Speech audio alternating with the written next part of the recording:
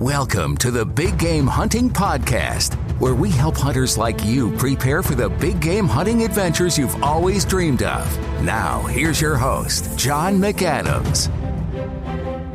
Hello, John McAdams here. Welcome to bonus episode number 15 of the Big Game Hunting Podcast. This is the latest episode in my bonus mini-series on new offerings for 2022 from some of the big gun and ammo manufacturers in the USA. We heard from Jeff Sipe from Nosler in bonus episode number 9, Ben Frank from Winchester Ammunition in bonus episode number 10, Rafe Nielsen from Browning and Winchester Repeating Arms in bonus episode number 11, Linda Powell from Mossberg in bonus episode number 12, and Eric Miller from Federal in bonus episode number 14. Well, today we are joined by Seth Swerzek to talk about what is new with Hornady for 2022. Now, before we get started, make sure you're signed up for my email list at huntingguns101.com. You'll get my free ebook when you do, and you'll get the emails I send out every weekday. And if you love the Big Game Hunting Podcast, you will really love those emails. Among other things, I send an email out every Friday with the latest news on ammo I have found in stock and where you can get it. That's huntingguns101.com. Now, if you already signed up but you aren't getting those emails, check your spam or your junk email folder with your email provider. If you have Gmail, look in your promotions tab. Sometimes they end up there. If you find my emails in either of those spots, move them to your primary inbox and tell your email provider that you actually want to receive those messages and they're not spam. So make sure you do that to get my future emails if you've already signed up. One last time, huntingguns101.com. Okay, let's get to the new stuff from Hornady. Okay, well, good morning, Seth. Thank you so much for joining me on the show today. Absolutely. Thanks for having me on. I appreciate it. As is the case with many of the other gun and ammo manufacturers in this time of very, very high demand, your guys' new products for 2022 are not very broad. You're not rolling out 20 different things or anything like that, but you're making some very important and specific, I think, updates to your products that you offer. And so I'm excited to talk to you about that. So I guess maybe the first thing we could do is we'll talk about the new CX bullet. But before we do that, can you tell us about the old GMX bullet that the CX is replacing for those that don't know? Absolutely. Yeah, the GMX was a great bullet for a long time. We released that bullet in 2009. And what the GMX is, kind of air quotes here, at its core, is that it is a completely homogeneous lead-free bullet. So that's kind of a thing that's becoming increasingly more popular. We're certainly not the first to market with monolithic bullets, that's for sure, but we made a darn good one with the GMX, launched it in 2009. So we use a copper and zinc alloy, and these bullets have no core. They're just a complete solid mass. We had everything from 22 cal up to 375. They are really tough bullets, and they really shine in penetration. So breaking down shoulder blades or thick, really robust animals with thick hide, they penetrate incredibly well because they retain so much of their weight. A monolithic bullet will easily retain 95% or more of its original weight upon recovery. So really a rugged bullet that could get through a ton of animal tissue. So for quartering shots or for shoulder blade shots or things of that nature, a monolithic bullet really does a good job. And our offering starting in 2009 was the GMX. And so this was your offering to the market, equivalent, your take on the Barnes bullet or the Nosler E-tip, something like that. Can you explain in ways that maybe the listener would be able to understand easily without going into a bunch of technical details, how the GMX is different from some of these other non-toxic bullets out there? Sure. I think the biggest and the foremost difference is the material that we use.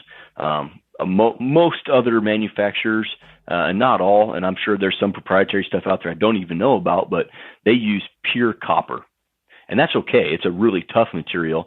On our end, Hornady played around with a couple different alloys, and what we settled on was a copper zinc alloy because it makes the material a little bit softer, just a little bit more malleable than pure copper, which can be a little bit brittle as it expands and penetrates through an animal.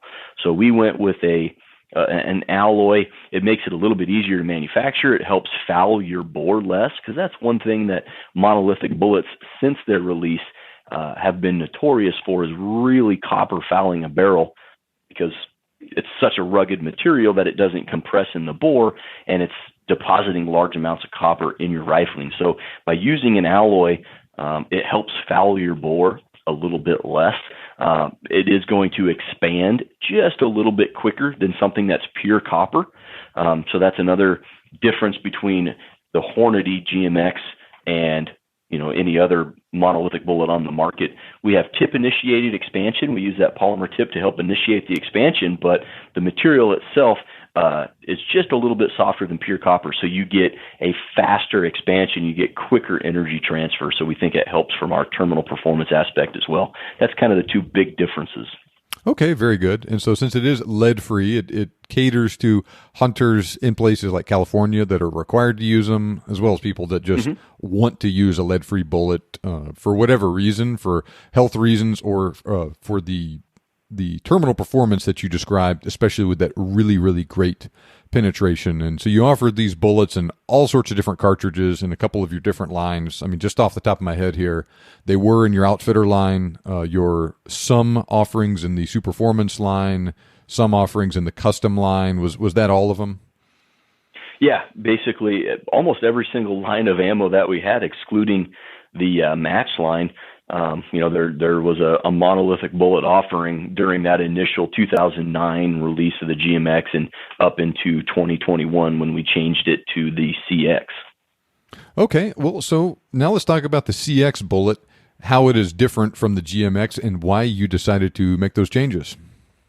Yeah, definitely. I think to answer that question, I think it's best to address it from the why first, because that helps kind of lead a natural progression of, well, that makes sense to do this and do this and do this. So the big why, and I've joked about this in other platforms. So for any listener who's heard me say this, I'm going to say it again. But the why was because on a borderline selfish level, we are users at Hornady. Hornady is a small company.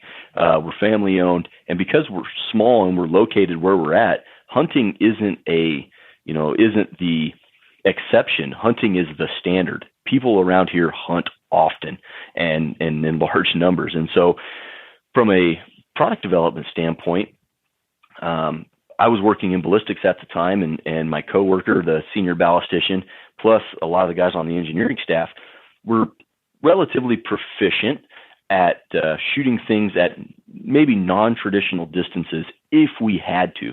Obviously, we're not trying to do that, but we have a lot of training, we have a lot of practice, we have a lot of gear that lets us take maybe a non-traditional shot distance.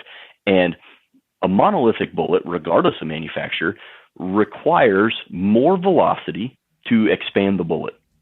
So if it requires more velocity, you can't shoot it as far away and still get the terminal performance that you want.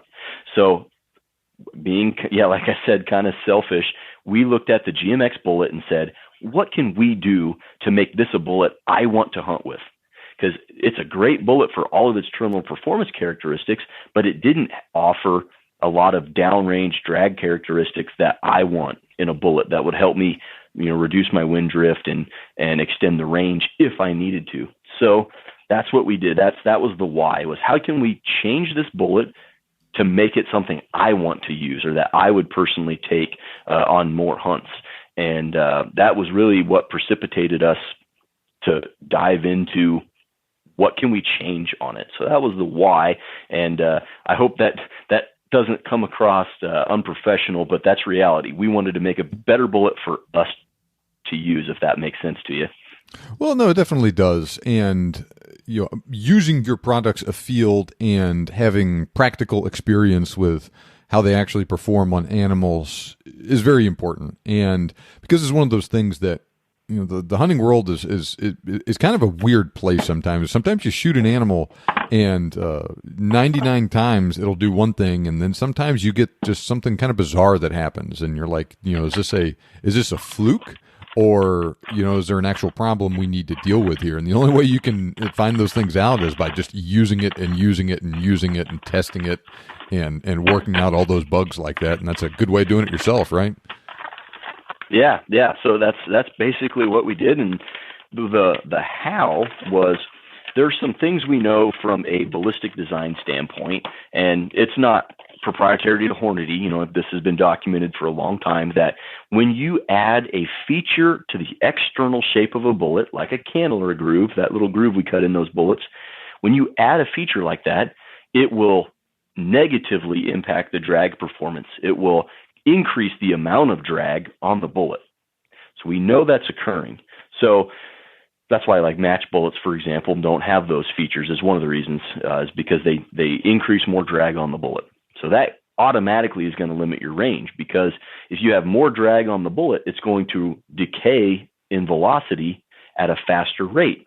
And since we need velocity to make the bullet work, it's going to limit how far we can shoot it and still get terminal performance. So the first thing we did was really make some GMX bullets, the same material, but we made them with no cannelure grooves. And we shot those on radar, using the Doppler radar. We shot those to see the reduction in drag by taking off those cannelure grooves. That was what started the process.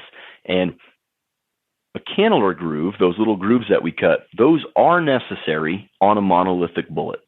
So the correct answer isn't to just remove them, because we kind of need them. What those things do, we use 2 cannelure grooves on the majority of our CX bullets and our GMX bullet.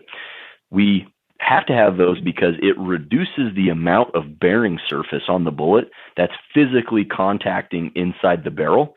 So it helps to lower the pressure. Since that copper alloy material is tougher than lead, it doesn't constrict when it gets squeezed into the rifling.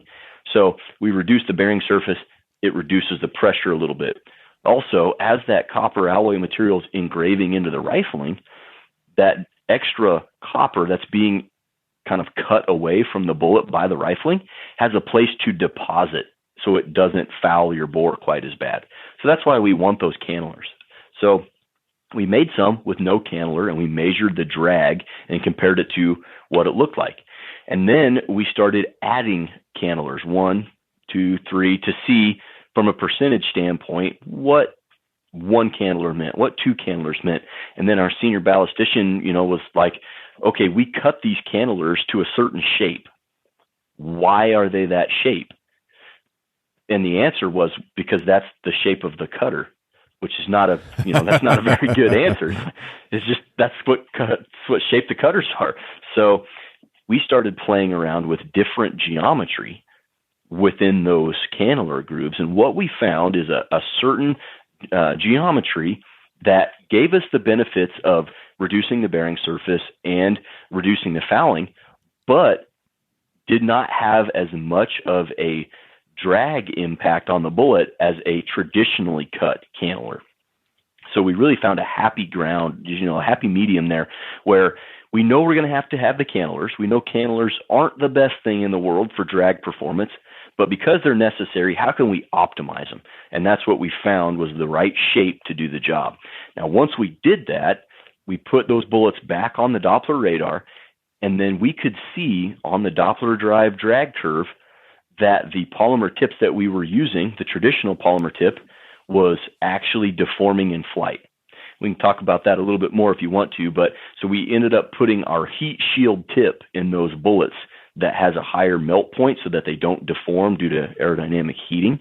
And so now you really have a kind of the ultimate monolithic bullet on the market. We were able to reduce the drag and put the heat shield tip, which doesn't change shape in flight. So we can now have these in our Fordoff library. And what those 2 things do for us is extend the usable range for how far this bullet will expand, but also it just made a better bullet whether you're shooting it at traditional distances or not. If a bullet has, let's say, 10% less drag than the bullet you were shooting, well, you just impact with that much more speed. And again, it all goes back to speed makes a bullet work. and a monolithic bullet really benefits from a lot of speed. So that was how we approached it, and that's how we did it, and that's really what we focused on to change the bullet. And then from there, we were able to release 3, and I'm sure there will be more. I'm speculating, of course. I'm sure there will be more, but we released initially 3 new bullets that are really awesome for that long-range type performance that cater to cartridges like the 6 Creedmoor, the 6.5 Creedmoor, and 6.5 PRC, and the 300 PRC. We really have some slipstream bullets, really long ogive, long boat tail, low drag design in that CX line now with the 190, the 6.5 130, and the 6mm 90 grainer. And like I said, I'd speculate you'll see some more eventually, but we rounded out the full CX line. So the GMX line is the legacy product. The GMX is no more. We took the existing GMX bullets, and then we optimized the grooves. We put in the heat shield tip, and then we added a couple, 3 new bullets to kind of finish that lineup out. Okay, so that was a lot, and so yeah, sorry about that. No, that's very interesting though, and this, people love talking about ballistics and bullets and cartridges and all that stuff on the show, so it's perfectly fine. I think it's fascinating, right? And so it sounds like the bullet itself is, other than the cantilever groove and the tip, is going to be essentially the same as far as the way it is going to perform, expand, retain weight, penetrate, all of that stuff. It's just a matter of you made some changes to it that is going to have a little bit higher and more consistent ballistic coefficient with it, in addition to releasing those a couple of other new bullet weights. But is that correct? First question? Yeah. Yep, that's a perfect summary. We took all of the things that made the GMX awesome, the material we use, the terminal performance that it's known for. We retained all of the goodness there, and then we added things that enhance the bullet performance from a drag characteristic side, which is the cantilever grooves and the polymer tip. But the material is the exact same, and the terminal performance and its expansion and weight retention and all that. Yep, that was a good summary. That's all true. And so it sounds like with the legacy GMX bullet, there were, with certain cartridges and certain situations, you could be a hunter that, for instance, could ethically and consistently make a hit on an animal that was at a greater range than the bullet would reliably and consistently expand because it was just going slower, dropping below that minimum recommended impact velocity threshold out there. And so you made these changes in order to extend that effective range for expansion just a little bit then, right? Yeah, that's what pushed us to figure out what can we do, because it is, I don't know, it's whether you are doing this or whether you agree with it or not is completely not part of the discussion. The reality is technology advanced on an optic, rifle, and ammunition standpoint where, you can buy a high quality firearm that's going to shoot ragged holes. You can buy an optic that is going to, when you adjust a 1/10 of a mil or a 1/4 of a minute, it adjusts that every single time you grab the turret. You get a rangefinder that ranges to the yard, out to well past a mile, So you can do all of those things at a much smaller budget than you used to be able to, say, 5 years ago. So that type of hunting is going on. And again, whether you agree with it or not doesn't necessarily matter. The reality is it's happening. And so you want to have as good of a tool as you possibly can to get the performance that's a little bit more reliable. And if you are trying to get closer to the animal and then you get to a spot where you can't get any closer, and you know that a monolithic bullet like our legacy GMX requires about 2,000 feet per second of impact speed to open up that bullet. Well, if that shot's 450 yards and your bullet impacts with 1,900 feet per second because it's doesn't have a lot of shape that helps with the drag, and it's bleeding velocity so quickly, then you shouldn't take that shot. Where in that same scenario with the same setup, but now you've got a bullet that has better drag characteristics, it's got a higher BC, Now, instead of impacting at 1900, now you're impacting at 2050 or something like that, where that bullet's going to reliably get caliber and a half expansion. And caliber and a half is really what we like to see as the minimum expanded diameter to help transfer that energy. It's interesting that you mentioned that 450-yard range, because a couple of months ago I was corresponding with a guy that actually probably is listening to this podcast right now, lives in Europe, and he has a 338 Win Mag. He was hunting on this particular hunt. He was hunting ibex, I think in Spain, using the 225 grain GMX bullet, and he shot an ibex. I want to say it was 440, 450 yards, something like that. It made a good hit on it, but was very displeased with how the bullet performed. It expanded either not at all or very, very little, and he killed the ibex, but it was not, took longer than he thought it should have. And on a separate hunt, he had shot something at 250 yards, and it worked perfect, and it just just laid it down. And so it seems like you're solving that exact problem. And had he been using potentially this 225 grain CX instead of the 225 grain GMX, he might have gotten different results with that ibex then. Yeah, it's exactly the problem, that we set out to solve, which is it all comes back to hunters tend to from years ago, they kind of get hung up on energy. How much energy do I impact with, and energy this, and you got to have this much energy to kill this animal. But the reality of it, you can't solve the energy equation without the velocity number. And what the bullet cares about to work is velocity. The bullet doesn't care about energy. The bullet cares about how much speed it impacts with, because that's what expands that bullet open. And if you don't impact with enough velocity to expand that bullet violently, your terminal performance can be rather lackluster. And really that all comes back to what we talk about here internally as a company, and I try to talk to as many people as I can about it, is just education. And I appreciate podcasts like yours that kind of go long form on this stuff. Because if you can educate people that different bullets perform different ways, and to, if when they're selecting what they're going to take on a hunt, if they keep those terminal performance requirements in mind, they can make a better selection for, their upcoming hunt. And so that they're not being surprised by the terminal performance that they experience. A lot of it comes back to education. And again, that scenario plays out exactly why we wanted to update the GMX, and now we have the CX, because he was obviously a competent marksman. He put the bullet where it needed to be, which is, that's always number one. But had he had a little bit better bullet from a drag characteristic perspective, he could have impacted with a little more speed and had a little bit more quick kill, likely. Yeah, definitely. And so in practical terms, this change with the bullets, how much is it?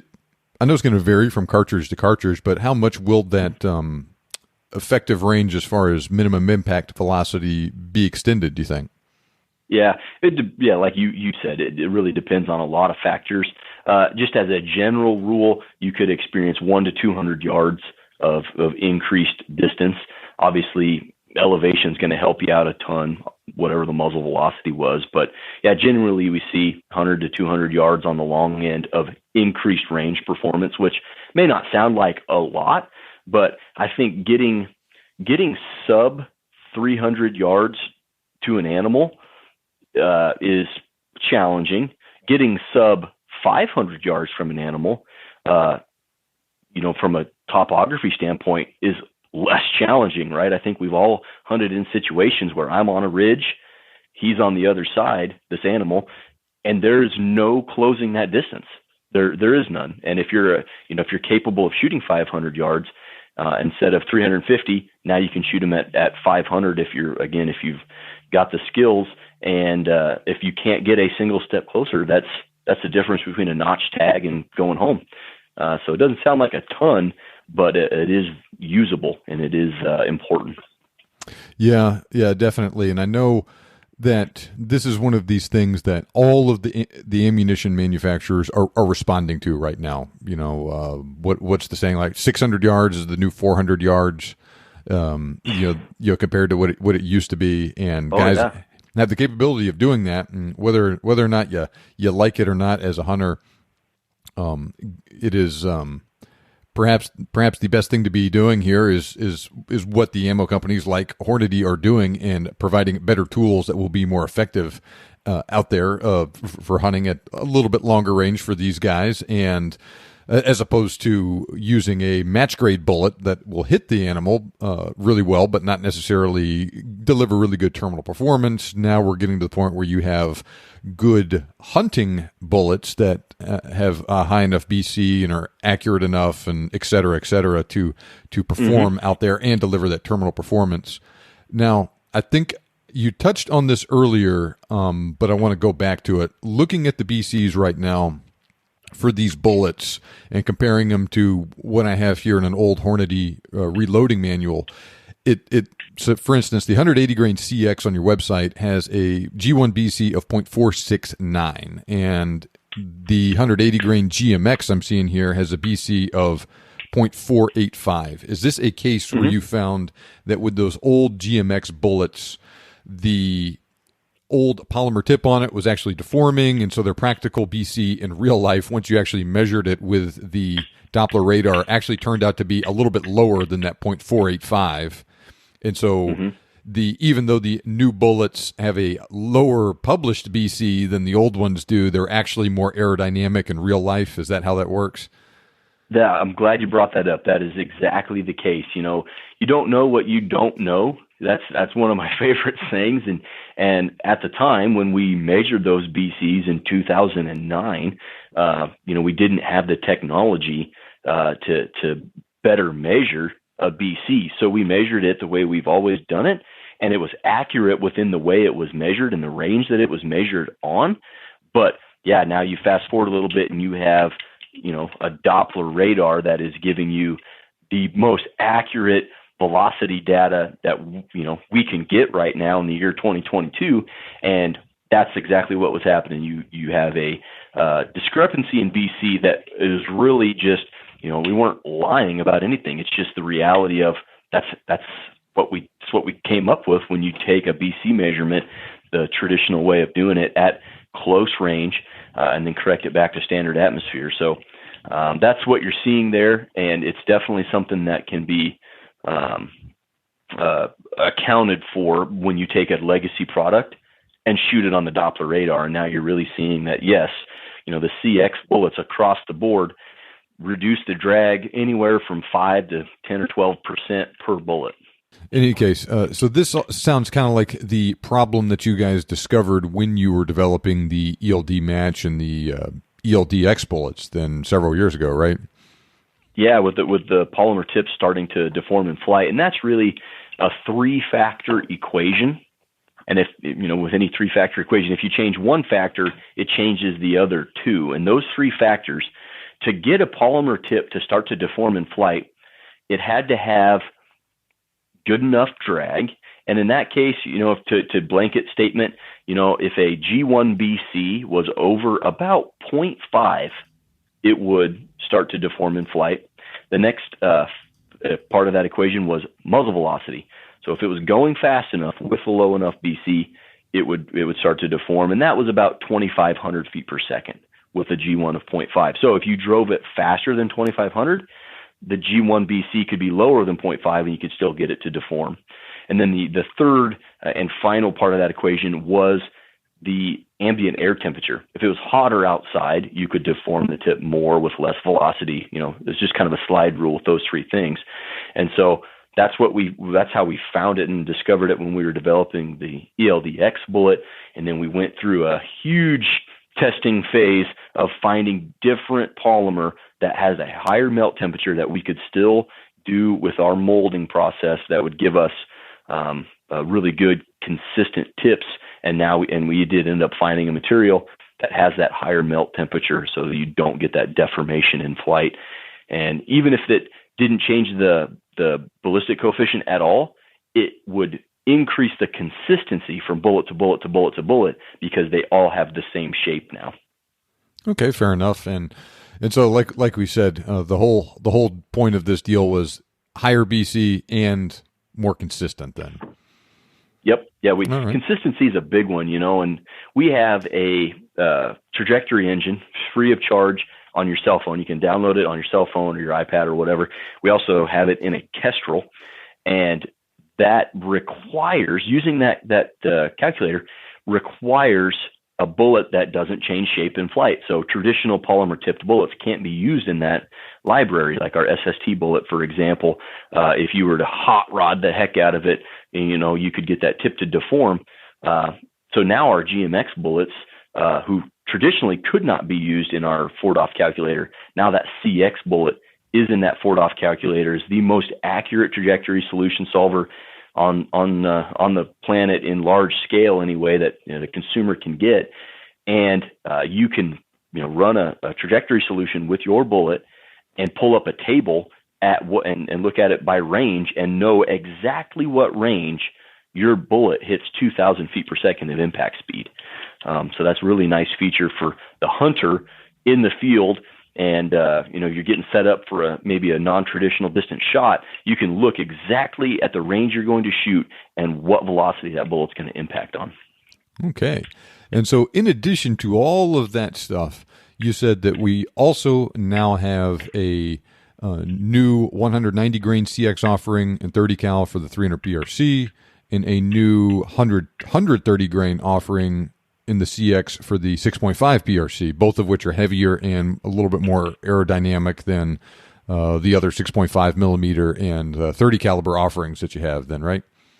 Yeah. Yep. We basically, we've been doing this for a while with the new cartridge thing. And, you look at the 6.5 Creedmoor, the 6.5 PRC, the 6 Creedmoor, the 6 millimeter ARC, the 300 PRC. We basically kind of pushed the boundaries of what was normal, and it's really nothing radical. We just stick big, long, heavy bullets out of the case, and we give them the proper twist rate to stabilize long, heavy bullets. And traditional designed bullets, like the host of our CX line, we talked about the 180 grain, CX bullet and 30 cal. It's a good bullet, but we can do better when we have a fast enough twist rate and a long enough head height to load. And so we made some bullets that really cater to the cartridges that we designed and released. And they also cater to, a little bit to the hand loader. So there's hand loaders out there that have long throated rifles with fast twist rates. And so the 6 millimeter 90 grain, the 6.5 130, and the 30 cal 190 really give the guy with the custom gun or a cartridge that I just mentioned, gives them a really nice bullet option that's got basically an extremely similar profile to the heaviest ELDX bullets in those caliber categories, but it has the monolithic material in our copper alloy that we use. So you kind of get the best of both worlds there. Okay, very, very good. And so that's also just one more offering in those cartridges, because correct me if I'm wrong, but in say 2020, 2021, the only PRC offerings you had were in the match and precision hunter lines, and now both the 6.5 and the 300 are available in the outfitter lines as well, right? Yeah, that's right. And we didn't want to put them in the outfitter line without having a bullet that represented that cartridge well. And so now with the 130 for the 6.5 PRC and the 190 and the 300 PRC, the outfitter line of ammo is really one of our most premier lines of ammunition. When you look at that, the reason we chose outfitter, I remember the new product meetings trying to pick out the name for this ammo, but the reality is we wanted to make the ultimate ammo that when you were going on a hunt, you can use it, in your backyard. You could take it, in the back 40, but we really wanted to make the ultimate ammo when a person booked their first hunt in Alaska, Canada, Africa, places like this where it's a destination hunt. It's generally going to cost some money. You're going to have a lot of travel involved. You get halfway around the world. We wanted to make the ultimate ammunition for travel and for shot angle and animals. So from an ammo standpoint, the external part of it, we nickel plate the cases, and that makes them a little slipperier, if that makes sense. So they come in and out of a chamber a little smoother. They also reflect light better. So in low light situations in the morning, you're getting ready for a hunt or something, that reflects the light. They're corrosion resistant because they're nickel plated. We then seal the primer pocket So moisture intrusion becomes less of a concern because it's sealed. We also seal the bullet case mouth junction. So it's sealed on both ends, nickel plated. And then from a bullet standpoint, that CX bullet is just super rugged. And if you are hunting with a PH in Africa, for example, and you're on this animal and he's 200 yards away, but he's quartering towards you, which is traditionally a shot that a lot of hunters don't opt to take, and your PH says, okay, shoot him, you're expected to okay shoot him when he says shoot. And a bullet like the CX will have 100% confidence in breaking down through a shoulder and then still getting 18 to 30 some inches worth of penetration. So it really is kind of that, pseudo insurance policy on a big hunt where you have a bullet that is going to perform and you have ammo that you can take anywhere around the world. Okay, I remember when the Outfitter line was first introduced. What was it, like 2017, 2018, something like that? Yeah, I think 2018. Mm-hmm. And so I see at this instant you offer it in 243 Winchester, 257 Weatherby, 6.5 Creedmoor, 6.5 PRC, 270 WSM, 7mm Remington Magnum, 7mm WSM, 308, 30-6, 300 WSM, 300 Win Mag, 300 Weatherby, 300 PRC, 300 Rum, 338, 375 Ruger, and 375 H&H. Yep. I don't see a regular 270 Winchester though. That's got to be an oversight because that is one of our more popular cartridges as far as hunting lines go, or hunting cartridges go. I'll have to check the website. I know for a fact that we do offer the 270 Winchester. Yeah, and that's 100. That's you get a 270 Winchester with a 130 grain bullet. That is probably one of the most, if not the most, iconic kind of go-tos for sure. But yeah, the item number on the 270 is 805294. So I apologize, it's not on the website. I'll get that addressed. But for a listener out there, if they may be looking for it, 805294 is the item number. Okay, very, very good. And so also, I don't see the 6mm Creedmoor in the Outfitter line, but I do see it in the Superformance line. Is that something we can maybe we'll see in the future?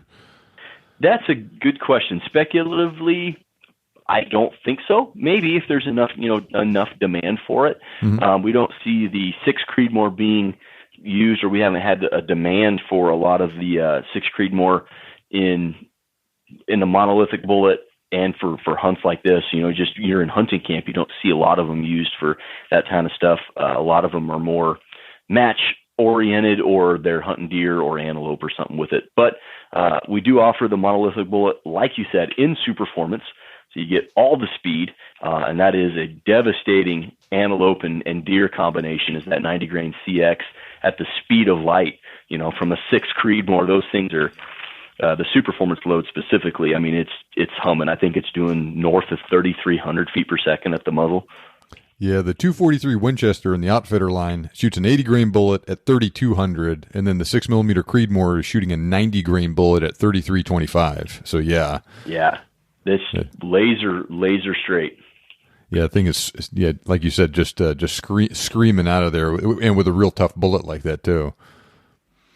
That thing is also really good for, I was going to say, plains game, antelope, deer, black bear even. I mean, that's a pretty devastating combo when you get a bullet going that fast, but also a bullet that will hold together during impact and penetration with that much velocity.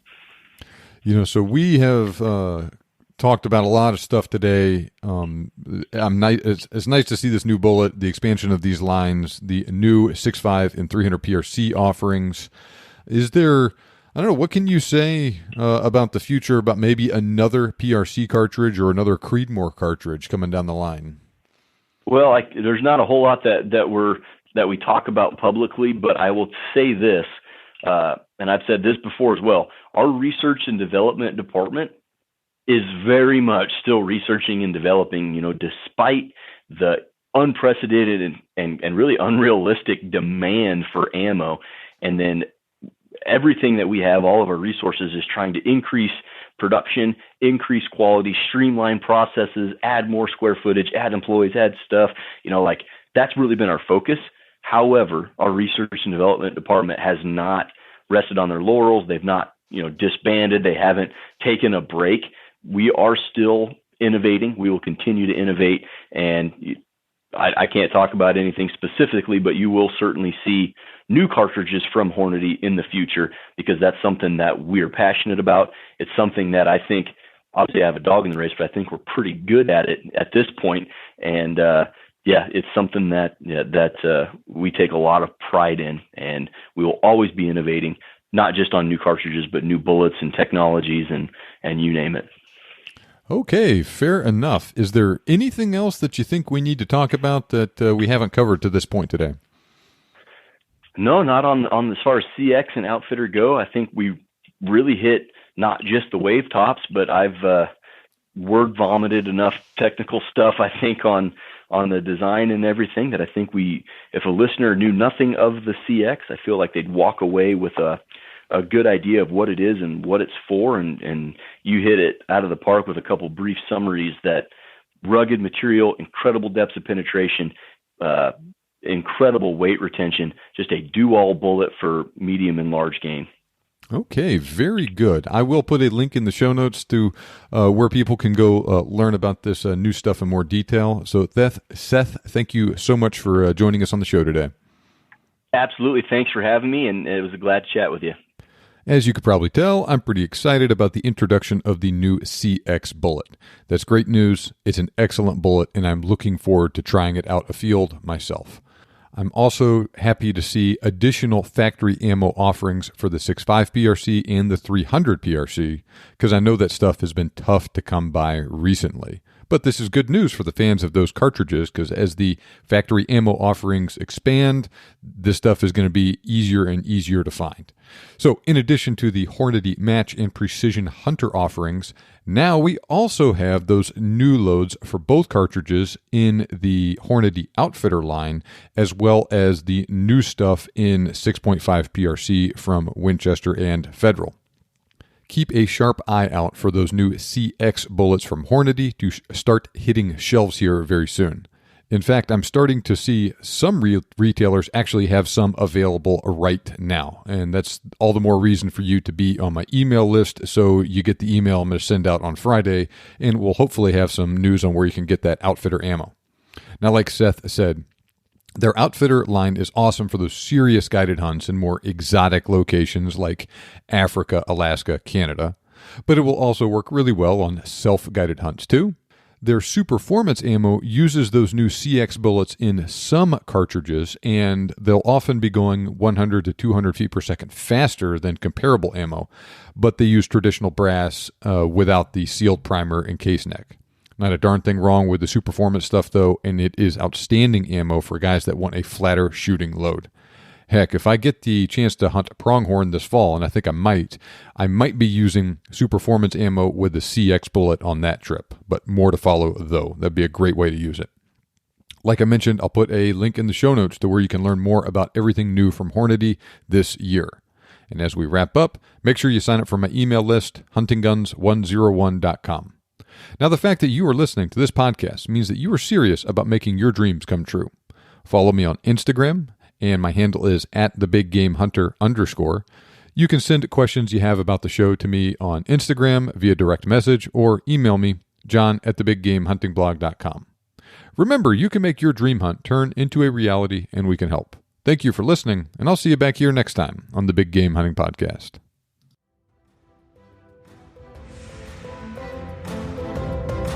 This show may be over, but we have plenty more for you on our website. For more information on today's topic, as well as lots of other useful hunting resources, head over to thebiggamehuntingblog.com. We look forward to having you back for the next episode. But until then, happy hunting.